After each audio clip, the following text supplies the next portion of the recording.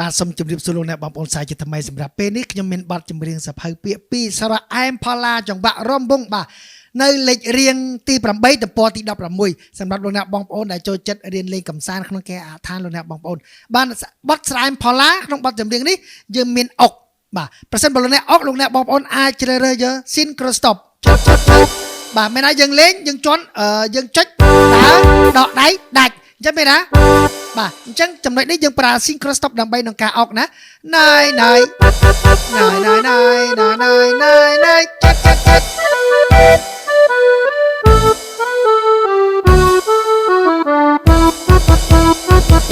បាទលោកអ្នកបងប្អូនគ្រាន់តែឃើញបទចម្រៀងនេះស្រអែមខៀវខ្ចីតើស្រីឈ្មោះអ្វីប្រលឹងបាទបទចម្រៀងដែលពេញនិយមបាទប្រជាប្រិយសម្រាប់បទចម្រៀងខ្មែររំវង់បាទអញ្ចឹងកុំឲ្យខាតពេលយូរខ្ញុំណែនាំលោកអ្នកបងប្អូនឲ្យយល់ពីរបៀបនៃការលេងអាំងត្រូបទចម្រៀងស្រអែមផល្លាជាដំបូងគឺយើងយក synchro stop មែនណាណៃណៃចិត្តណៃចិត្ត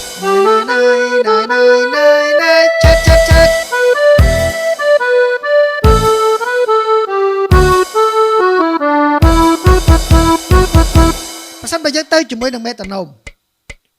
2 3 4 1 2 3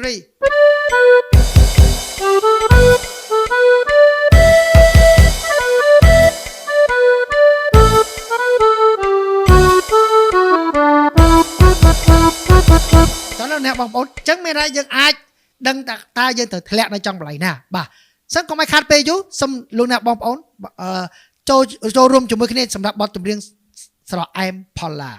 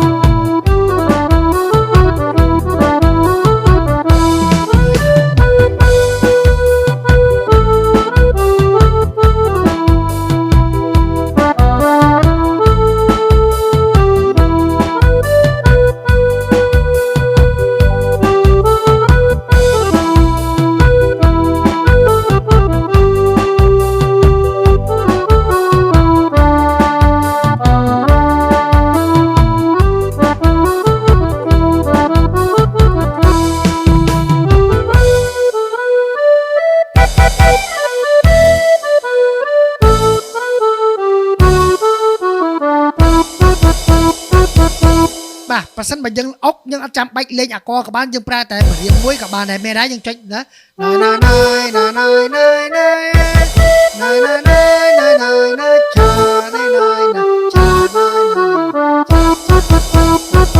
មែនហើយយើងអាចជំនួសដោយម្រាមមួយខ្ទង់មួយយើងអុកបានដូចគ្នាអ ចឹងសម្រាប់បទចម្រៀងស្រែមផល្លាมันជាលំបាកសម្រាប់លោកអ្នកបងប្អូនពីព្រោះដោយសារយើងចាំបាច់ឲ្យយល់ពីរបៀបនៃការប្រើ synchro stop synchro start ដើម្បីលោកអ្នកបងប្អូនងាយស្រួលនឹងការលេងបាទរីឯអក្សរយ៉ាងណាក្តីលោកអ្នកបងប្អូនយល់ពីរបៀបនៃការលេងអក្សរបទចម្រៀងនេះហើយគឺมันពិបាកទេត្រឹមតែអក្សរសល La minor Mi minor La minor da sol da sol da sol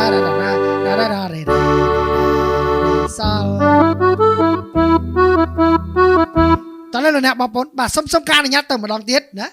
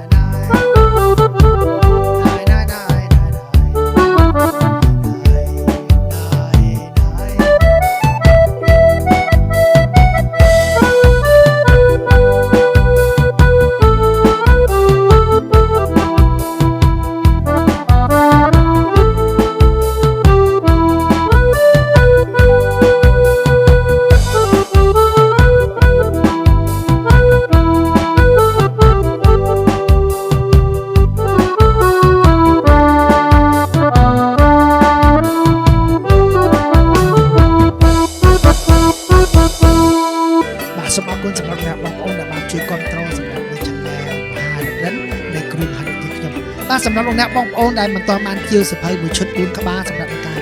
យកទៅហាត់រៀនលេងជាមួយនឹងមេតូតមេរៀនក៏ដូចជាចម្រៀង